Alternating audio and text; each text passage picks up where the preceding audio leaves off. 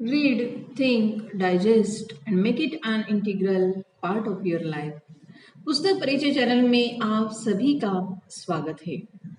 शाम की माँ किताब की कहानियां मैं आपको बता रही हूँ। आज की कहानी है अंतिम व्यवस्था। माँ बार बार कह रही थी कि तुम सब प्रेम से रहो। माँ अब बोल नहीं पा रही थी, उसकी वाणी गई। सब तरफ शांति थी। माँ की सांसें ऊर्ध्व को चढ़ने लगी। वैद्य ने कहा, बस आधी घड़ी। वहां शमशान जैसी शांति थी। पिताजी बोले, श्याम और चंद्री उससे नहीं मिले, गजू आकर मिलकर गया। माँ के ओठ हिले। कुछ बोलना चाहती थी माँ, कुछ बताना था, लेकिन बोल नहीं पा रही थी। आखिरी लक्षण दिखाई देने लगे। जीभ अंदर खींचने लगी। समय आ गया। माँ ने राम कहा।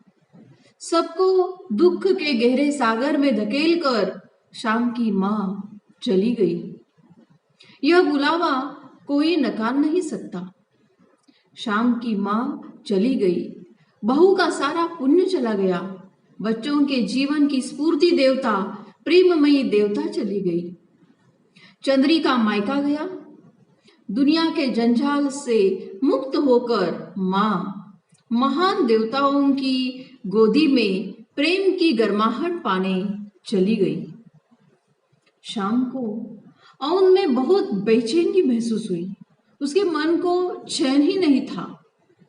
आखिर शाम गाँव आया। शाम घर आया तो उसे मौसी दिखाई दी।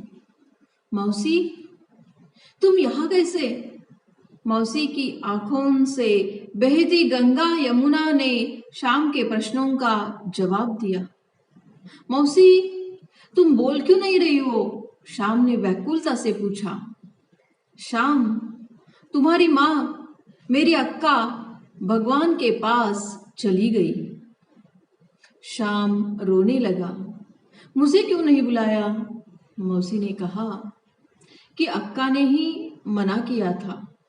अक्का ने तुम तीनों को मेरी गोद में डाला है। मैं तुम्हें माँ की याद नहीं आने दूंगी। चुप रहो शाम। मौसी, मैंने क्या क्या नहीं सोचा था। अपनी माँ को सूख दूंगा, उसे फूल की तरह रखूंगा, लेकिन मैं अब क्यों पढ़ूं? पढ़कर अगर माँ की सेवा न कर सकूं तो पढ़ूं किस लिए? श्याम बोला। अपने भाइयों के लिए, पिताजी के लिए पढ़ो, हमारे लिए पढ़ो, दुनिया के लिए पढ़ो। माँ को जो प्रेम देने वाले थे वह दुनिया को दो, दुनिया की दुखी माँओं को दो। शाम की माँ मर गई, पर उसने शाम पे जो संस्कार किए थे वो हमेशा जिंदा रहेंगे।